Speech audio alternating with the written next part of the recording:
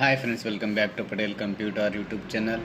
Friends, ಇವತ್ತಿನ ಒಂದು ವಿಡಿಯೋದಲ್ಲಿ ಇವನಿದೆ ಒಂದು ಡಿಸೆಂಬರ್ ತಿಂಗಳ ಒಂದು ಹೊಸದಾಗಿ ಒಂದು ಅಪ್ಡೇಟ್ ಬಂದಿದೆ. ಏನಂದರೆ ಸೆಲ್ಫ್ ಡಿಕ್ಲೇರೇಷನ್ ಒಂದು ಮಾಡುವಂಥ ಒಂದು ಆಪ್ಷನ್, ಮತ್ತು ಈ ಒಂದು ತ್ರೈಮಾಸಿಕವಾಗಿ ಪ್ರತಿ ಒಂದು ವರ್ಷಕ್ಕೆ 4 ಬಾರಿ, ತ್ರೈಮಾಸಿಕವಾಗಿ ಅಂದರೆ 3 ತಿಂಗಳಿಗೊಮ್ಮೆ ಒಂದು ಡಿಕ್ಲೇರೇಷನ್ ಮಾಡೋಂಥ ಆಪ್ಷನ್ ಬರ್ತಾಯಿತ್ತು. ಆದರೆ ಈಗಾಗಲೇ ಡಿಸೆಂಬರ್ ತಿಂಗಳಿನಲ್ಲಿ ಮಾಸಿಕವಾಗಿ ಮತ್ತೊಂದು ಬಾರಿ ಇಲ್ಲಿ ಡಿಕ್ಲೇರೇಷನ್ ಮಾಡೋಂಥ ಆಪ್ಷನನ್ನು ಹೊಸದಾಗಿ ಒಂದು ಕಂಡು ಬಂದಿದೆ.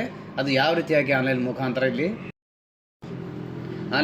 ನೀವು ಇಲ್ಲಿ ಡಿಕ್ಲೇರೇಷನ್ ಪ್ರೊವೈಡ್ ಮಾಡಬೇಕು, ಅದ್ರ ಬಗ್ಗೆ ಸಂಬಂಧಪಟ್ಟ ಮಾಡಬೇಕಾ ಅಥವಾ ಮಾಡಬಾರ್ದು, ಮಾಡಿದರೆ ಏನು ಉಪಯೋಗ, ಮಾಡಿಲ್ಲ ಅಂದರೆ ಏನು ದುಡ್ಡು ಬರುತ್ತಾ ಬರಲ್ಲ, ಅದಕ್ಕೆ ಸಂಬಂಧಪಟ್ಟಂತೆ ಎಲ್ಲ ಒಂದು ಮಾಹಿತಿ ಒಂದು ವಿಡಿಯೋದಲ್ಲಿ ಸಂಪೂರ್ಣವಾಗಿ ತಿಳಿಸ್ಕೊಡ್ತೇನೆ.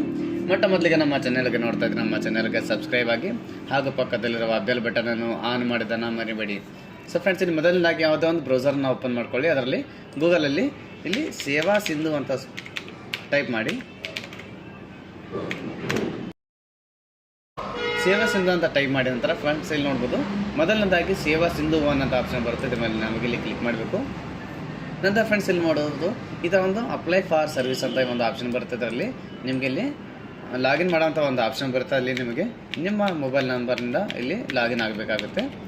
ಲಾಗಿನ್ ಆಗೋಕ್ಕಿಂತ ಮುಂಚೆ ನಿಮಗೆ ಏನಾದರೂ ಫಸ್ಟ್ ಟೈಮ್ ಈ ಸೇವಾ ಸಿಂಧು ಪೋರ್ಟಲ್ಗೆ ವಿಸಿಟ್ ಮಾಡ್ತಾಯಿದ್ರೆ ಇಲ್ಲಿ ನ್ಯೂ ಯೂಸರ್ ಅಂತ ಆಪ್ಷನ್ ಇದೆ. ಇಲ್ಲಿ ಕೆಳಗಡೆ ಇಲ್ಲಿ ಒಂದು ನ್ಯೂ ಯೂಸರ್ ಒಂದು ಆಪ್ಷನ್ಗೆ ಕ್ಲಿಕ್ ಮಾಡ್ಕೊಂಡು ಇಲ್ಲಿಂದ ರಿಜಿಸ್ಟ್ರೇಷನ್ ಮಾಡ್ಕೋಬೋದು.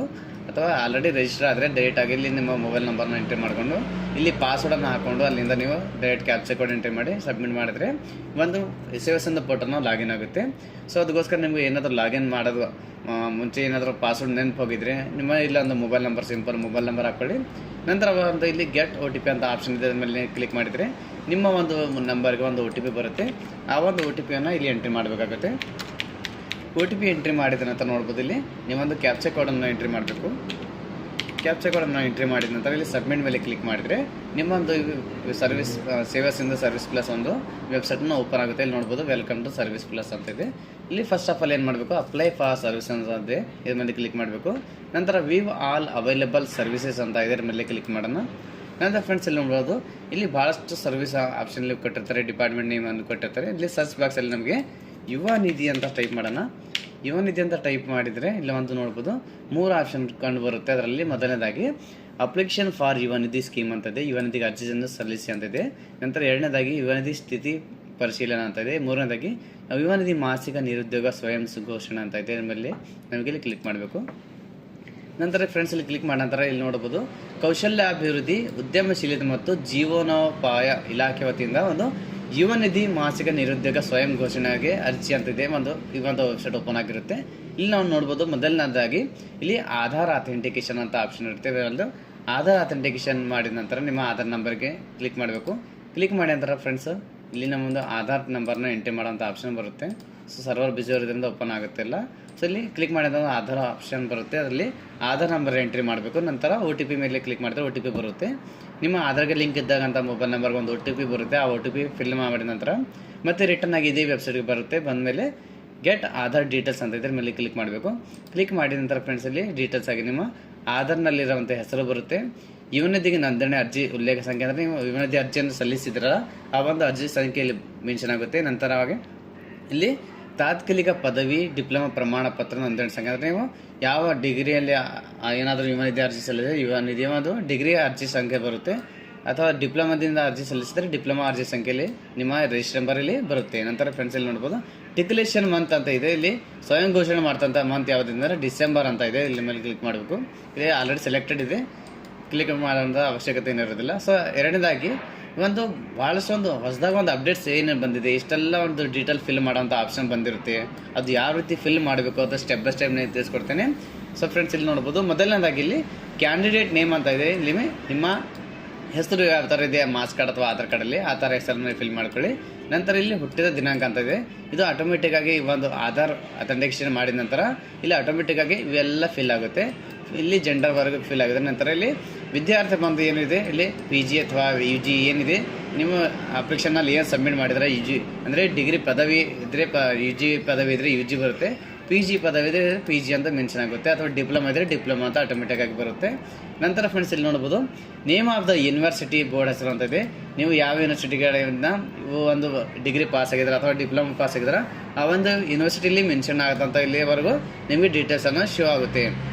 ಸೊ ಇಷ್ಟು ಆಪ್ಷನ್ ಆಟೋಮೆಟಿಕ್ಕಾಗಿ ಫಿಲ್ ಆಗುತ್ತೆ. ನಂತರ ಫ್ರೆಂಡ್ಸು ಇಲ್ಲಿ ಶೈಕ್ಷಣಿಕ ಹಿನ್ನೆಲೆ ಅಂತ ಇದೆ. ನಮಗೆ ಇಲ್ಲಿ ಸೆಲೆಕ್ಟ್ ಆಪ್ಷನ್ ಇದೆ, ಇದರಲ್ಲಿ ಕ್ಲಿಕ್ ಮಾಡಬೇಕು. ಟೆಕ್ನಿಕಲ್ ಕೋರ್ಸ್ ಅಥವಾ ನಾನ್ ಟೆಕ್ನಿಕಲ್ ಕೋರ್ಸ್ ಏನಿದೆ ಅದ್ರ ಮೇಲೆ ಸೆಲೆಕ್ಟ್ ಮಾಡಬೇಕು. ಟೆಕ್ನಿಕಲ್ ಅಂದರೆ ಡಿಪ್ಲೊಮಾ ಇರ್ಬೋದು, ನಾನ್ ಟೆಕ್ನಿಕಲ್ ಅಂದರೆ ನಿಮಗೆ ಯಾವುದೇ ಥರ ಇವ ಒಂದು ಪದವಿ ಇದ್ದರೆ ನಾನ್ ಟೆಕ್ನಿಕಲ್ ಸೆಲೆಕ್ಟ್ ಮಾಡ್ಕೊಳ್ಳಿ. ನಂತರ ಫ್ರೆಂಡ್ಸಲ್ಲಿ ನೋಡ್ಬೋದು ಪದವಿ ಅಥವಾ ಡಿಪ್ಲೊಮಾ ಕೋರ್ಸ್ನ ಒಂದು ಗ್ರಾಜುಯೇಷನ್ ಕೋರ್ಸ್ ಯಾವುದಾಗಿದೆ ಅಂತ ಕೇಳ್ತದೆ, ಅದು ಆಟೋಮೆಟಿಕ್ಕಾಗಿ ಅದು ಕೂಡ ಇಲ್ಲಿ ಫಿಲ್ ಆಗುತ್ತೆ, ಕಾಲೇಜ್ ಹೆಸರು ಫಿಲ್ ಆಗುತ್ತೆ. ನಂತರ ಫಲಿತಾಂಶದ ದಿನಾಂಕ ಏನಿದೆ, ಯಾವ ದಿನಾಂಕ ನೀವು ಫಲಿತಾಂಶ ಬಂದಿದೆ ಅದು ಕೂಡ ಇಲ್ಲಿ ಫಿಲ್ ಆಗುತ್ತೆ. ನಂತರ ಫ್ರೆಂಡ್ಸ್ ಇಲ್ಲಿ ನೋಡ್ಬೋದು ಶೈಕ್ಷಣಿಕ ದರ್ಜೆ ಅಥವಾ ಶೇಕಡಾವಾರು ಅಂತದೆ, ಇದರ ಮೇಲೆ ಕ್ಲಿಕ್ ಮಾಡೋಣ. ನಂತರ ನಿಮ್ಮ CGPA ಮುಖಾಂತರ ಪರ್ಸೆಂಟೇಜ್ ಬಂದಿದೆಯಾ ಅಥವಾ ಪರ್ಸೆಂಟೇಜ್ ಮೂಲಕ ಬಂದಿದೆಯಾ, ಅಗ್ರಿಗೇಟ್ ಇದೆಯಾ ಅಂತ ಕೇಳ್ತದೆ. ಅಗ್ರಿಗೇಟ್ ಇದ್ದರೆ ಅಗ್ರಿಗೇಟ್ ಪರ್ಸೆಂಟೇಜ್ ಸೆಲೆಕ್ಟ್ ಮಾಡಿ, CGPA ಇದ್ದರೆ CGPA ಅಂತ ಸೆಲೆಕ್ಟ್ ಮಾಡಿ. ಅದಾದ ನಂತರ ಫ್ರೆಂಡ್ಸ್ ಇಲ್ಲಿ ನೋಡ್ಬೋದು ಇಲ್ಲಿ 3 ಆಪ್ಷನಲ್ಲಿ ತೋರಿಸ್ಕೊಡುತ್ತೆ. ನೀವು 3 ವಿಷಯಗಳಲ್ಲಿ ಗರಿಷ್ಠ ಅಂಕಗಳು ಅಂದರೆ ನೀವು ಯಾವ ಸಬ್ಜೆಕ್ಟ್ ಏನಿದೆ, ಯಾವ 3 ಸಬ್ಜೆಕ್ಟದಲ್ಲಿ ಅತಿ ಹೆಚ್ಚಾಗಿ ಮಾರ್ಕ್ಸ್ ಏನಾದರೂ ಪಡೆದುಕೊಂಡಿದ್ರೆ ಅದನ್ನು ಇಲ್ಲಿ ಸೆಲೆಕ್ಟ್ ಮಾಡಿ. ನಂತರ ಫ್ರೆಂಡ್ಸಲ್ಲಿ aggregate percentage of marks and score ಅಂತ ಇದೆ. ಪದವಿ ಡಿಪ್ಲೊಮಾ ಕೋರ್ಸಲ್ಲಿ ಪಡೆದ ಶೇಕಡಾವಾರು ಅಂಕಗಳು ಅಂತ ಇದೆ. ನೀವು ಟೋಟಲ್ ತಗೊಂಡಂಥ ಪರ್ಸೆಂಟೇಜಲ್ಲಿ ಎಂಟ್ರಿ ಮಾಡಿ. ಅದೇ ರೀತಿಯಾಗಿ 3 ಯಾವ್ಯಾವ ವಿಷಯದಲ್ಲಿ ನೀವು ಹೆಚ್ಚಾಗಿ ಪರ್ಸೆಂಟೇಜ್ ತಗೊಂಡಿದ್ದೀರ ಆ ಒಂದು ಮೂರು ಇಲ್ಲಿ ಸಬ್ಜೆಕ್ಟ್ ಹೆಸರು ಬರೀಬೇಕು. ಇಲ್ಲಿ ಒಂದು ಮೊದಲನೇದಾಗಿ ಸಬ್ಜೆಕ್ಟ್ ಏನಿದೆ ಆ ಸಬ್ಜೆಕ್ಟ್ ಹೆಸರು ಹಾಕಿದರೆ, ಸಪೋಸ್ ಇಲ್ಲಿ ಸೋಷಿಯಾಲಜಿ ಆಗ್ಬೋದು, ಎಕನಾಮಿಕ್ಸ್ ಆಗ್ಬೋದು, ಹಿಂದಿ ಆಗ್ಬೋದು, ಇಂಗ್ಲೀಷ್ ಆಗ್ಬೋದು, ಕನ್ನಡ ಆಗ್ಬೋದು, ಈ ಥರ ಯಾವುದಾದ್ರು ನೀವು ಸಬ್ಜೆಕ್ಟ್ಸ್ ಇದೆ ಆ ಒಂದು ಸ್ಟೆಪ್ ಬೈ ಸ್ಟೆಪ್ ಬೇರೆ ಬೇರೆ ಆಪ್ಷನಲ್ಲಿ ಬೇರೆ ಬೇರೆ ಸಬ್ಜೆಕ್ಟ್ ಹೆಸರು ಮೆನ್ಷನ್ ಮಾಡಬೇಕು. ನಂತರ ಇಲ್ಲಿ ಫಸ್ಟ್ ಸೆಕೆಂಡ್ ಥರ್ಡ್ ಅಂತದೆಯಲ್ಲಿ ಈ ಒಂದು ಫಸ್ಟ್ ಇದು ಸೆಕೆಂಡ್ ಇದು ಥರ್ಡಲ್ಲಿ ಎಷ್ಟೊಂದು ಪರ್ಸೆಂಟೇಜ್ ತೊಗೊಂಡಿದ್ದೀರಾ ಈ ಒಂದು ಪರ್ಸೆಂಟೇಜ್ ಈ ಥರ ಎಂಟ್ರಿ ಮಾಡಬೇಕು. ನಂತರ ಬೇರೆದವ್ರೆ ಎಂಟ್ರಿ ಮಾಡಬೇಕು. ಮೂರನೇದಾಗಿ ಕೂಡ ಅದೇ ಥರ ನೀವು ತಗೊಳ್ಳೋಂಥ ಆ ಸಬ್ಜೆಕ್ಟಲ್ಲಿ ಮಾತ್ರ ತಗೊಳ್ಳೋಂಥ ಪರ್ಸೆಂಟೇಜ್ ಇಲ್ಲಿ ಎಂಟ್ರಿ ಮಾಡಬೇಕು. ಅದಾದ ನಂತರ ಫ್ರೆಂಡ್ಸ್ ಇಲ್ಲಿ ಮೀಡಿಯಮ್ ಆಫ್ ಇನ್ಸ್ಟ್ರಕ್ಷನ್ ಅಂದರೆ ಬೋಧನಾ ಮಾಧ್ಯಮ, ನೀವು ಕನ್ನಡ ಮೀಡಿಯಮಿಂದ ಓದಿದ್ದೀರಾ ಅಥವಾ ಇಂಗ್ಲೀಷ್ ಮೀಡಿಯಮಲ್ಲಿ ಓದಿದ್ದೀರಾ ಅದ್ರ ಬಗ್ಗೆ ಕೇಳ್ತಾ ಇದೆ. ಸೊ ಫ್ರೆಂಡ್ಸ್ ಇಲ್ಲಿ ಇಂಗ್ಲೀಷ್ ಇದ್ದರೆ ಇಂಗ್ಲೀಷ್ ಅಂತ ಹಾಕೊಳ್ಳಿ, ಕನ್ನಡ ಇದ್ದರೆ ಈ ಥರ ಸಿಂಪಲಾಗಿ ಕನ್ನಡ ಅಂತ ಟೈಪ್ ಮಾಡ್ಬೋದು, ಇಂಗ್ಲೀಷ್ ಅಂತ ಟೈಪ್ ಮಾಡ್ಬೋದು.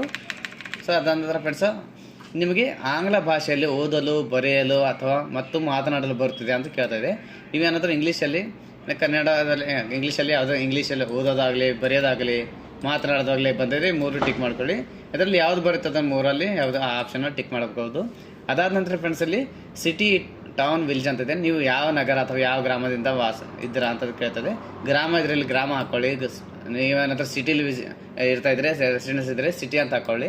ಸಿಟಿ ಯಾವುದೇ ಅಂದರೆ ಗುಲ್ಬರ್ಗ, ಯಾವುದೇ ಡಿಸ್ಟ್ರಿಕ್ ಆಗ್ಬೋದು, ಯಾವುದೇ ಹಳ್ಳಿ ಆಗ್ಬೋದು, ಈ ಒಂದು ಹೆಸರು ಮೆನ್ಷನ್ ಮಾಡಿ. ನಂತರ ನೀವು ಯಾವ ರಾಜ್ಯದ ರಹವಾಸಿ ಅಂದರೆ ಯಾವ ರಾಜ್ಯದವರು ಇದ್ದೀರಾ ಅಂತ ಕೇಳ್ತದೆ. ಕರ್ನಾಟಕ ಇದೆಯಾ, ಮಹಾರಾಷ್ಟ್ರ ಇದೆಯಾ, ಆ ಒಂದು ರಾಜ್ಯವನ್ನು ಎಂಟ್ರಿ ಮಾಡಿ. ಅದಾದ ನಂತರ ನಿಮ್ಮ ತಾಲೂಕಿನ ಹೆಸರಲ್ಲಿ ಎಂಟ್ರಿ ಮಾಡ್ಕೋಬೋದು.